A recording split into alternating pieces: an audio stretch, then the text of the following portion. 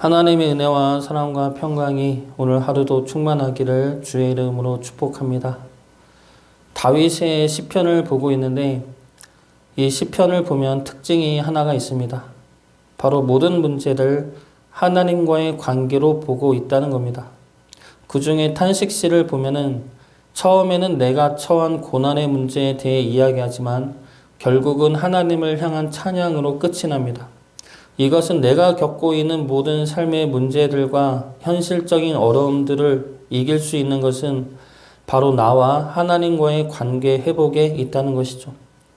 우리가 현실적인 어려움과 고난을 겪으면 우리는 처음에는 그 어려움에 대해서 그리고 그 고난에 대해서 기도를 합니다. 하나님이 그 고난을 이겨내게 해달라고 구원해 달라고 기도를 하죠. 그러다 그 기도가 깊어지고 하나님을 만나면 어떻게 됩니까? 현실의 고난은 더 이상 기도 제목들이 아니게 됩니다.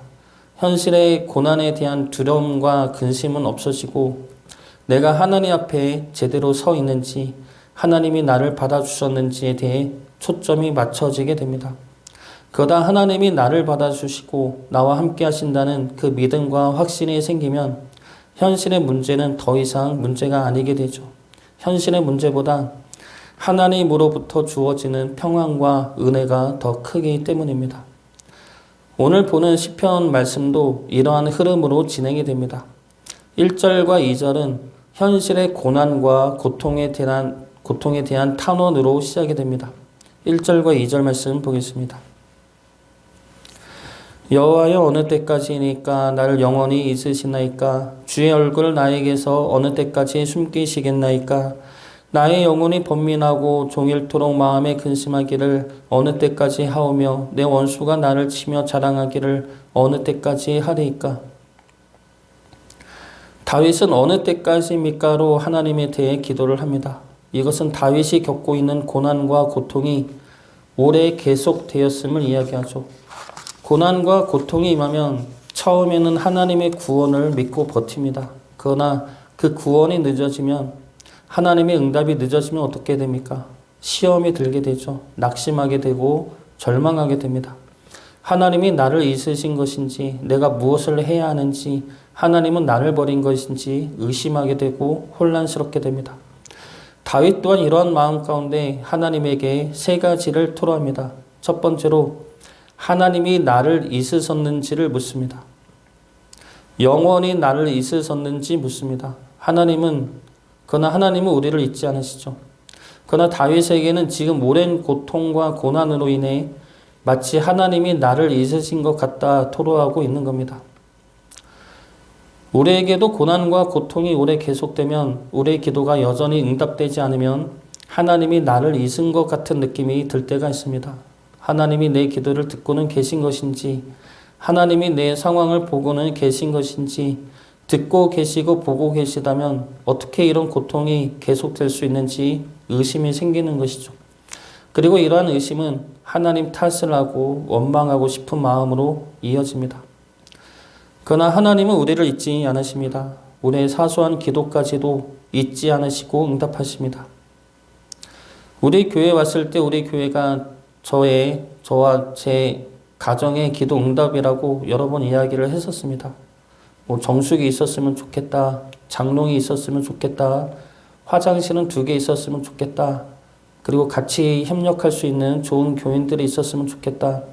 기도도 아니고 아내랑 농담처럼 나누었던 이야기들입니다. 근데 그 이야기까지도 하나님은 들으시고 잊지 않으시고 때에 이르면 응답해 주셨습니다. 하나님이 들어주신 것들을 보면서 깨닫게 되는 것은 하나님은 정말 우리의 말과 기도를 세심하게 듣고 기억하고 계시는구나 였습니다. 오랜 고난과 고통 속에 있으면 하나님이 우리를 잊은 것 같지만 그래서 원망이 나오지만 하나님은 절대 우리를 잊지 않으십니다. 오히려 우리가 생각한 것보다 더 우리를 보고 계시고 우리의 신음소리를 듣고 계시고 기억하고 계시고 응답의 때를 예비하고 계십니다. 우리의 사소한 바램까지도 잊지 않으시는 하나님을 믿고 붙드시기를 주의 이름으로 축복합니다. 두 번째로 다윗은 하나님의 얼굴을 보여달라 기도합니다. 하나님의 얼굴을 비춘다는 것은 하나님의 은혜와 평강의 능력을 이야기합니다. 민수기 6장 25절과 26절 말씀입니다. 여호와는 그의 얼굴을 내게 비추사 은혜 베푸시기를 원하며 여호와는 그 얼굴을 내게로 향하여 드사 평강 주시기를 원하노라 할지니라 하라. 다윗이 지금 하나님의 얼굴을 나에게 언제까지 숨기시겠느냐는 간구는 하나님의 은혜와 평강에 대한 간구입니다. 하나님이 나를 받아주기를, 나와 함께하고 계심을 알게 해달라는 간구이죠. 내 삶이 너무 어렵고 힘들어도 하나님이 나와 함께하고 계시다는 믿음과 확신이 생기면 힘들지가 않습니다. 힘들어도 그 힘듦보다 하나님으로부터 오는 평안이 더 크기 때문이죠. 기도하다 보면 이런 순간들이 있습니다. 너무 힘들어서 기도하면 어느 순간 하나님의 평안이 임하죠. 그러면 내가 힘들어서 기도했던 기도 제목들은 사라지고 기쁨이 넘치게 됩니다. 현실의 문제는 여전히 그대로 있어도 그 문제들이 더 이상 문제로 보이지 않게 되죠. 그 문제보다 하나님이 훨씬 더 크기 때문입니다. 빌립보서 4장 6절과 7절 말씀입니다. 아무것도 염려하지 말고 다만 모든 일에 기도와 간구로 너희 구할 것을 감사함으로 하나님께 아뢰라. 그리하면 모든 지각에 뛰어난 하나님의 평강이 그리스도 예수 안에서 너희 마음과 생각을 지키시리라. 현실의 고난 속에서도 기도를 통해 하나님의 평강이 우리 마음을 지켜낼 수 있기를 주의 이름으로 축복합니다. 마지막 세 번째로 다윗이 간구하는 것은 하나님의 뜻을 알게 해달라 기도합니다. 2절 말씀을 보면 나의 영혼이 번민하고 종일토록 마음에 근심하기를 어느 때까지입니까? 라고 기도를 합니다. 나의 영혼이 번민하고 마음에 근심한다는 것은 내가 무엇을 해야 할지 모르는 상황이죠. 내가 지금 무엇을 해야 하는지, 내가 회개를 해야 하는지, 결단을 해야 하는지, 기도를 해야 하는지, 나가서 내 일을 해야 하는지 아무것도 모르는 상황입니다. 이 고난이 내 잘못인지, 그래서 하나님의 심판인지, 아니면 사탄의 시험인지도 모르겠고, 내가 무엇을 해야 이 고난이 끝나는지도 모르겠고, 하나님은 무엇을 원하고 계시는지, 내 회개인지, 내 믿음인지도 모르겠고, 이런 상황 속에 하나님의 뜻은 있는 것인지도 모르겠는 상황, 그 어느 것도 확신이 서지 않아 답답한 상황인 것입니다. 그래서 내 영혼은 번민하고 마음은 근심하기가 종일토록 계속되고 있다 토로하고 있는 것이죠. 이러면 우리 영혼이 버티지를 못합니다. 우리 마음이 수시로 오르락내리락 하기 때문이죠.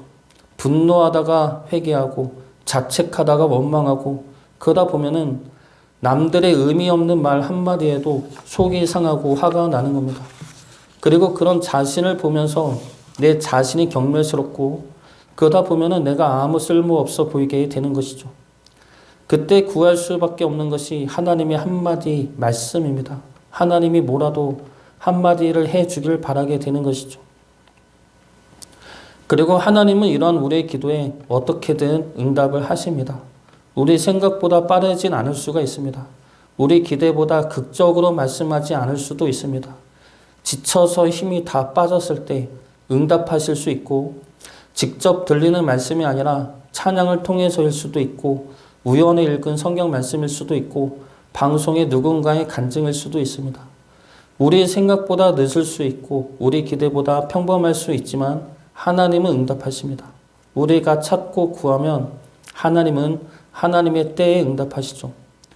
다윗은 세 가지를 토로하고 있습니다. 하나님이 나를 잊으셨냐고, 하나님의 얼굴을 보여달라고, 그리고 번민과 근심을 멈추게 해달라고 토로합니다. 이 토로에 대한 직접적인 기도가 3절 말씀이죠. 3절 말씀 보겠습니다. 여호와 내 하나님이여 나를 생각하사 응답하시고 나의 눈을 밝히소서. 다윗은 세 가지를 기도합니다.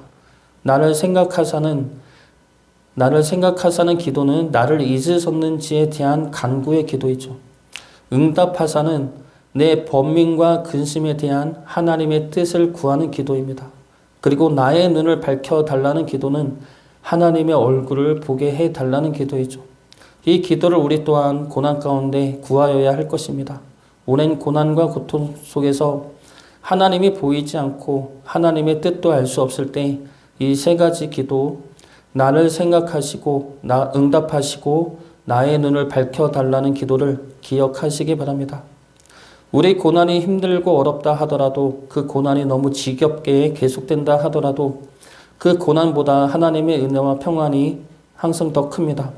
고난이 계속되고 힘들수록 하나님을 더 찾으시기 바랍니다. 하나님의 때는 정확하며 하나님의 뜻은 언제나 선하십니다. 고난 속에서도 하나님을 더 깊이 찾고 구함으로 하나님의 생각과 응답과 얼굴을 볼 수 있기를, 그로 인해 우리가 고난 속에서도 승리할 수 있기를 주의 이름으로 축복합니다.